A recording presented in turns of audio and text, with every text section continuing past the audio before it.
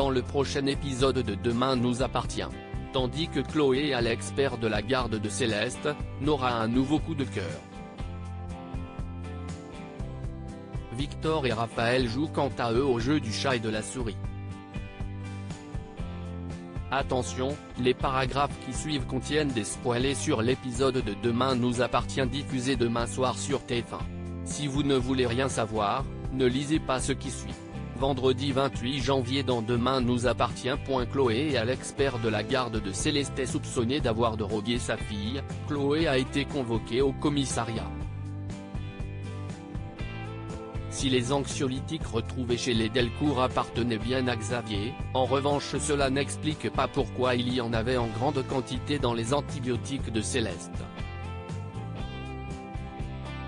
Dans l'incompréhension, Chloé affirme qu'elle serait incapable de faire une chose pareille. Certaine qu'Andrea est à l'origine de tous ces maux, la mère de famille va jusqu'à l'accuser d'avoir maltraité sa fille et de l'avoir droguée pour la faire dormir. Malheureusement, les seules empreintes relevées sur le flacon de médicaments appartiennent à Chloé. Pendant ce temps, Maxime est de retour à 7 pour le plus grand bonheur de son père. Toutefois, le jeune homme perd rapidement son sourire lorsqu'il apprend que sa mère est entendue par la police. De leur côté, Martin et Karim ont beaucoup de mal à croire en la culpabilité de Chloé, au contraire de Jérôme Marquis qui leur rappelle que dans la majeure partie des cas de maltraitance, c'est souvent la famille qui est impliquée. Selon lui, Chloé aurait très bien pu donner des calmants à sa fille afin de pouvoir se reposer car elle était à bout. Il va même jusqu'à imaginer qu'elle a licencié Andrea parce qu'il était sur le point de découvrir ce qu'elle faisait et que c'est pour cette raison qu'elle tente aujourd'hui de lui faire porter le chapeau. Le commandant Constant ordonne donc à Karim et Sarah d'enquêter sur Andrea. À l'hôpital, les rapports entre Flore et Marianne sont tendus. En effet, le docteur Delcourt reproche à sa supérieure d'avoir fait de fausses accusations à Laz. Si Flore maintient qu'elle a tout simplement fait son travail, Marianne la prévient que Chloé l'attaquera pour dénonciation calomnieuse une fois innocentée. Les deux femmes se lancent ensuite dans une véritable joute verbale avant que Marianne ne mette fin à la conversation en lâchant que c'est dommage que sa tentative de suicide ait échoué car elle n'aurait manqué à personne. Non loin de là, Karim poursuit son enquête sur Andrea. Même s'il a un casier vierge, celui-ci a malgré tout un passé compliqué. En effet, il n'a jamais connu son père et sa mère est morte alors qu'il avait seulement 12 ans.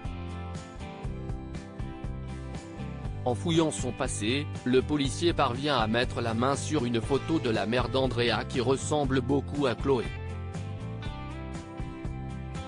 Anna se demande alors si le baby-sitter n'aurait pas idéalisé la famille Delcourt au point d'en faire une obsession. En parallèle, Andrea est entendue par la police en présence de Jérôme Marquis et continue de nier les faits qui lui sont reprochés.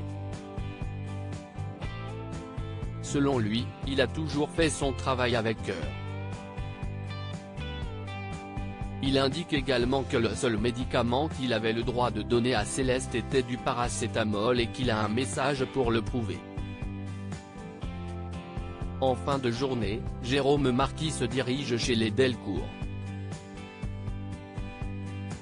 À la suite de son enquête, il ne fait désormais aucun doute pour lui que Céleste a bien été victime de maltraitance.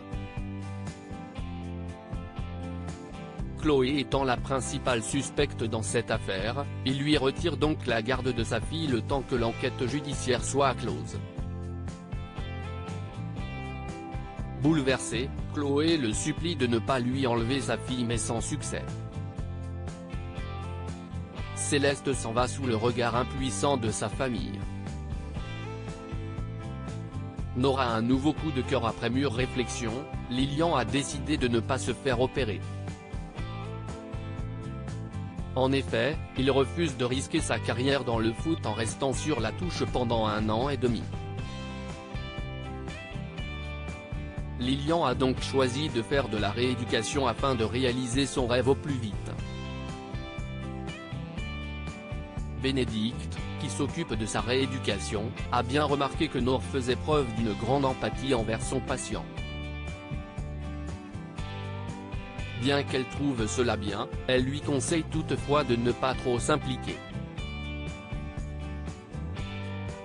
Plus tard, Cédric se confie à Nour sur ses craintes concernant le choix de son fils. Après lui avoir expliqué les raisons qui ont poussé Lilian à prendre cette décision, la jeune femme lui rappelle que son fils a un mental d'acier et qu'il doit lui faire confiance.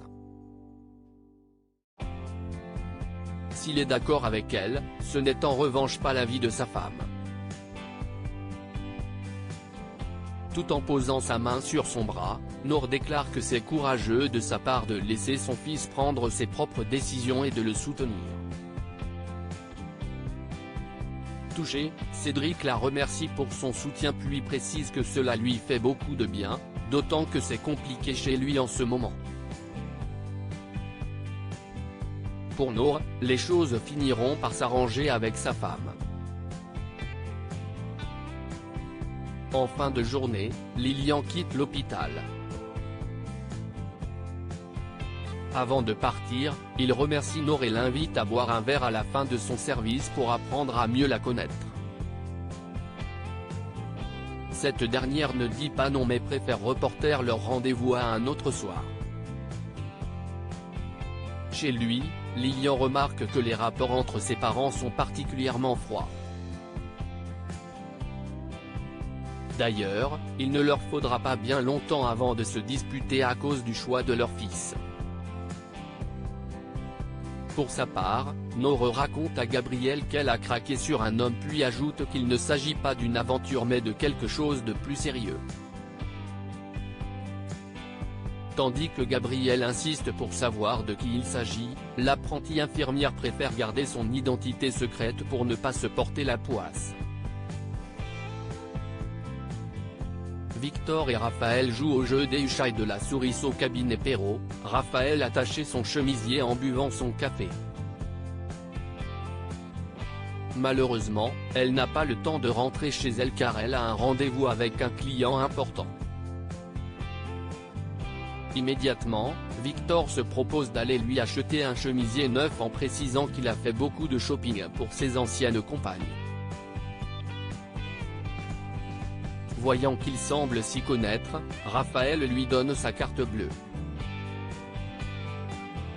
Lorsqu'il revient, ce n'est pas un chemisier que Victor apporte à Raphaël mais un haut assez sexy.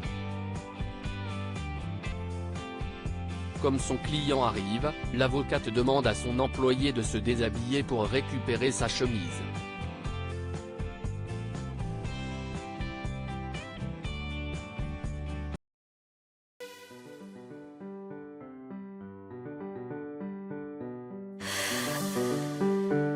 날